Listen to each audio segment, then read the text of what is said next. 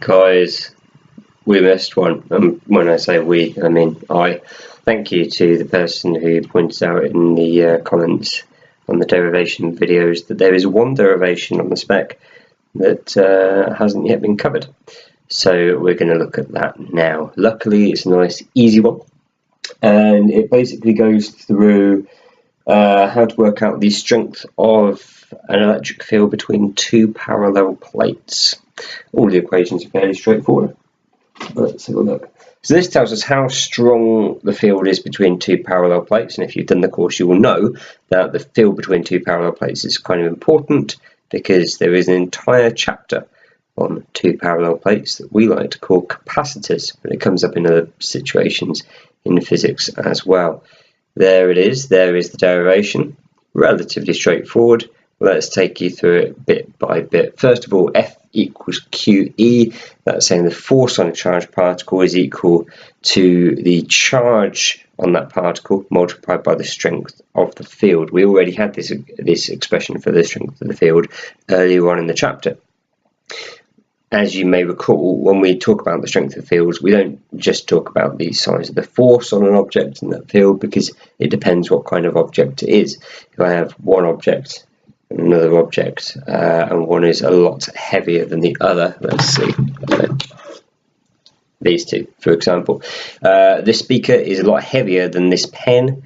It's not because they're in a different strength field. The field is the same. It's 9.81 newtons per kilogram of gravity in here.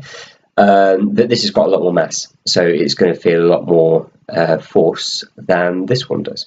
So if we wanted to talk about the strength of the gravitational force, or the strength of the gravitational field, rather, we always do it in terms of the force per unit something. In gravity, it's the force per unit mass, so it's the newtons per kilogram.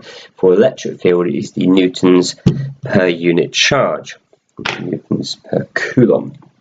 So that's what that equation there is just telling you. The electric field is just the number of newtons acting on every coulomb of charge, and therefore if you rearrange, we get this little fella here, F equals QE. Force on a charged particle is equal to the charge of the particle multiplied by the strength of the field. Now if we want to work out how strong that field is between two parallel plates like these ones here, the first thing we need to recognise is an equation for what the energy involved actually is. Here it is, W equals FD, work done is force times distance. Now because we know that the force on a charged particle is just QE, we can replace the F with QE, and that gives us W is QED, which is a nice happy little accident there for you Latin fans. W is QED, and the final part of the puzzle really is recognising this thing here.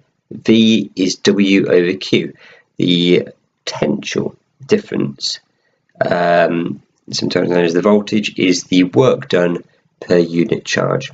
You'd have met that in year 12. It's kind of, we defined what voltage or potential difference was. It's the work done per unit charge, just the amount of joules going into every coulomb of charge. So we can put all of those equations together and we can figure out an equation to give us the strength of the field in between two parallel plates. We have V is W over Q. We can replace the W with QED because we already said that W is equal to QED, and rather nicely we'll notice the Q's will cancel and we find that V is simply equal to ED. Now if you rearrange that, you'll end up with E is V over D, and then therefore that just tells you the strength of the electric field between two plates is going to be equal to the potential difference between those plates divided by the distance between the plates. So we can make the distance between the plates smaller, we're going to have a stronger field. And if you think about it, that makes sense because you'd only have to move a shorter distance to experience a vastly different change in potential, I guess you could say. The other thing that's really important to notice with this is that there is no term in here whatsoever to do with whereabouts you are in between the plates. Don't get confused with the letter D there and think it is the distance from where I am to the plates. It is not. It is the separation between those two. So I could be here, or here, or here, or here, or here. I would still experience the same strength of field if I've got, say, a potential difference between these plates of 10 volts, and I've got 2 meters between the plates. It's going to be 10 over 2. It's going to be 5 volts per meter, or 5 newtons per coulomb. It's the same units essentially, and that is the same strength of the field no matter whereabouts I go. Just like when I'm in the Earth's gravitational field in this room, it doesn't matter whether I'm here or here or here or here or here or even here, I'm still going to be experiencing 9.81 newtons per kilogram.